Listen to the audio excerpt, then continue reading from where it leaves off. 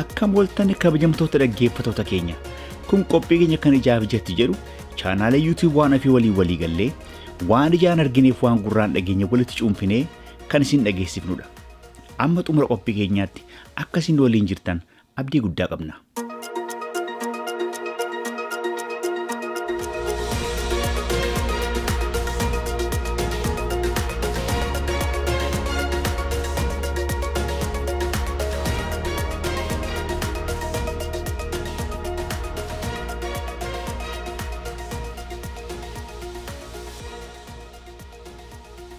Oduun tokko United Emirates irraa akka bahetti daandiin xayyaara Emirates hojjettoota 30 ol hojii irraa gaggeessuu dirqama ta'ee jira jedhee gabaasee jira.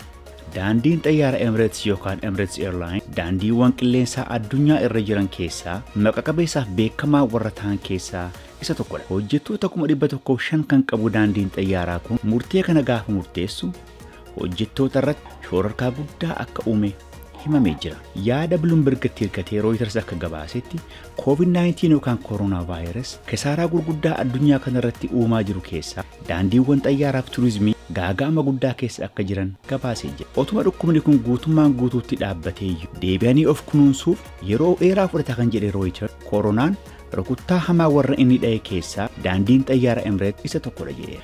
Emirates Groups akka gabaasee Reuters akka barreessetti daandiin xayyaaraa kun murtee jabaa irra akka ga'e ibsee namoota 30 hojii irraa akka hir'isuuf deemu gabaaseera. Hojjettoota kana garuu akkasumatti hin calliseen bittinsa miti waan hin danda'e hunda gochuuf nan yaala kan jedhe Emirates liqiiwwan baankii amma hin danda'u nan yaala tokko milkoofne. Ta'us garuu abdiin kutadhu waan hin danda'e hunda nan godha yoo hin danda'amu ta'e garuu hojjettoota kana hojii irraa hir'isuun dirqama natti ta'a jedheera. Oduu wal qabataan COVID-19 yookiin coronavirus hedduu kan weeraramte United States of America keessatti namoota miliyoona 33 ol hojii dhabsiisee akka jiru himameera.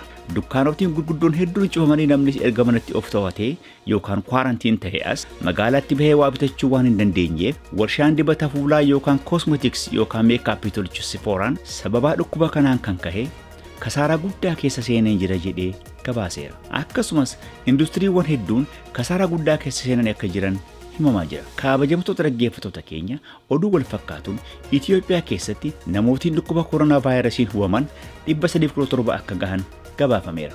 Guyyaa dheengaddaa sa'aatii 24 keessatti qorannoo laaboraatoorii namoota 4225 gidduutti taasifame namoonni 11 akka dhukkuba kanaan hubaman gabaasee namni 4 Finfinnee, namni 6 naannoo Somaalee Jijjigaa, namni 1 naannoo Amaaraa Kaaba Shawaa Axaayyeerraa kwarantiin keessa akka jiran himamee jira. Oduun keenya har'aa hanganuma guyyaa gaarii.